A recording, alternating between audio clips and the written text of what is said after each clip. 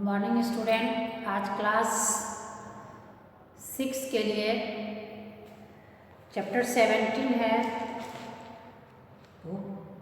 देवताओं का घर भुवनेश्वर, जिसके आधे भाग को आप फर्स्ट वीडियो में देख चुके थे। यहाँ तक बात आप समझ लिए थे कि भुवनेश्वर में देवताओं का घर कहने का अर्थ यह है कि यहाँ पहले लगभग हजारों मंदिर थे। वर्तमान में भी अभी वहाँ लगभग 600 मंदिर विराजमान हैं। उसमें मुक्तेश्वर मंदिर यहाँ का अति प्राचीन मंदिर है, जो 950 ईस्वी के लगभग का निर्मित है। यहाँ का स्थापत्य कला वह वास्तव में बेजोड़ है। इसका शिखर 35 फुट ऊंचा तथा यहाँ का तोरण द्वार भी अत्यंत दर्शनीय है। भुवनेश्वर में परशुरामेश्वर तथा राजा रानी के मंदिर भी प्रसिद्ध हैं। भुवनेश्वर से 7 किलोमीटर की दूरी पर धौलागिरी शांति स्तूप है, जिसे सन 1972 में जापान के बौद्ध बंधुओं ने बनवाया था। ऊंची पहाड़ी पर स्थित धौलागिरी शांति स्तूप में भगवान बुद्ध की विभिन्न प्रकार की प्रतिमाएं हैं। कहा जाता है कि यहीं पर इतिहास प्रसिद्ध कलिंग युद्ध हुआ था। इस युद्ध में भयानक नरसंहार हुआ था और इस युद्ध में ही अशोक का हृदय परिवर्तित हो गया था। वह अहिंसा की ओर शपथ ले लिए थे कि जीवन में मैं अब हिंसा कभी नहीं करूँगा। भुवनेश्वर का प्रमुख आकर्षण केंद्र नंदनकानन है, जो नगर से 20 किलोमीटर की दूरी पर 1960 में यहाँ के चंडक वन में निर्मित किया गया था। नंदनकानन देश का बड़ा ही जैविक उद्यान माना जाता है। कंजिया झील के छलछलाते जल में हरितिमा युक्त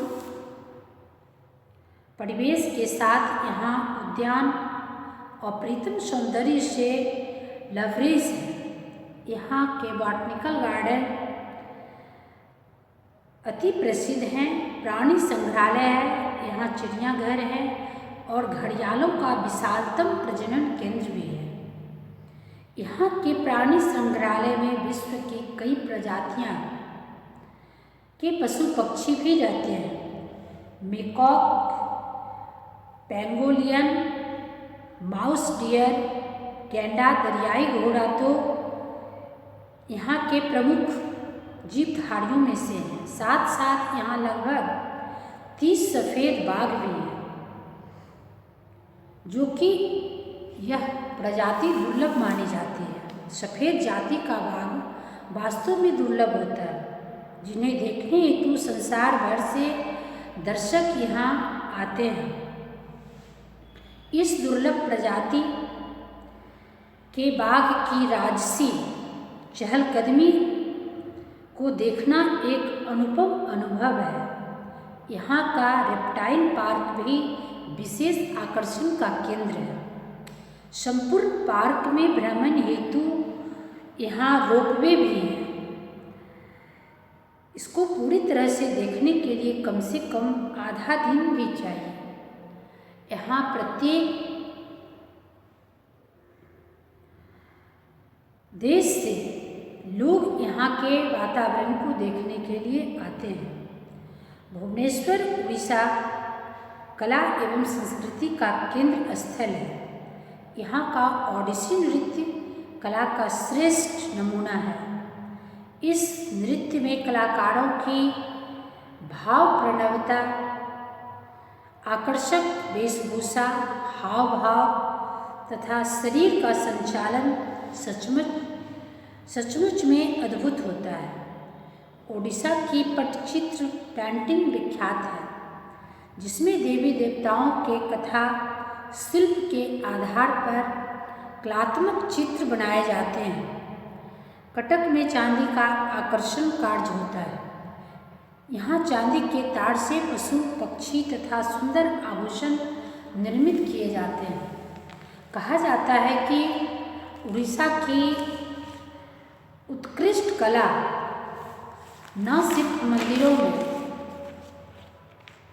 देखी जाती है बल्कि वहाँ के अन्य चित्र में भी वहाँ की नक्काशी को इस तरह दर्शाया जाता है कि दार्शनिक वहाँ जाने के बाद ललायित दृष्टि से वहाँ के नक्काशी को देखने के लिए ललचाई दृष्टि से देखने के लिए ललायित रहते हैं। यहाँ पर भुवनेश्वर के बारे में जो आपने पढ़ा कि यहाँ की विशेषता का मुख्य कारण क्या है, इसमें से सबसे बड़ी खासियत आपने समझा होगा कि यहाँ मंदिरों की विशालतम क्षेत्र को माना गया है।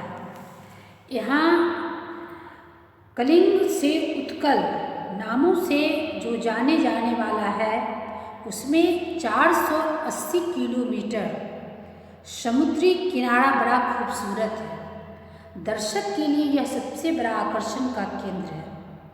भुवनेश्वर वास्तव में अति प्राचीन नगर है और वर्तमान में यह उड़ीसा की राजधानी है। यहाँ प्राचीन संस्कृतियों और नवीन संस्कृतियों का संगम देखा जाता है। यह सबसे बड़ी यहाँ की विशेषता है। यहाँ प्राचीन स्तर पर जितने भी मंदिर बनवाए गए हैं उसमें वर्तमान शैली को भी अगर देखा जाए तो वहाँ स्पष्ट दिखाई देता है कि यहाँ प्राचीन और वर्तमान दोनों सभ्यता का संगम है। यहाँ कुछ मुस्लिम आक्रांताओं के द्वारा जो मंदिर को विध्वंस किया गया, इसके पश्चात भी 600 जो मंदिर के पांतरित रूप वहाँ दिखते हैं, वह भी एक आकर्षण का केंद्र है। यहाँ के मंदिरों की सबसे बड़ी विशेषता यह है कि यह अद्भुत शिल्प सौंदर्य के लिए प्रसिद्ध है। जैसा कि आप जानते हैं कि यहाँ का लिंगराज मंदिर वास्तव में अत्यंत विशाल है, जिसकी दीवारें लगभग 7 फुट और 6 इंच मोटी हैं। इसका शिखर 180 फुट ऊंचा है। इससे जुड़े हुए अनेकों प्रश्न आपके अध्याय में हैं, इसलिए इस बातों को दोबारा रख दी गई है ताकि आप इसको अच्छी तरह से समझ लें। प्रवेश द्वार यहाँ 4 हैं। प्रमुख द्वार को सिंह द्वार कहा जाता है और सिंह द्वार से प्रवेश करने पर पहले जो मंदिर है वह गणेश जी का मंदिर है। ऐसे भी आप जानते हैं कि कोई भी जब धार्मिक कार्य की शुरुआत होती है तो वहाँ गणेश जी का आह्वान सबसे पहले किया जाता है।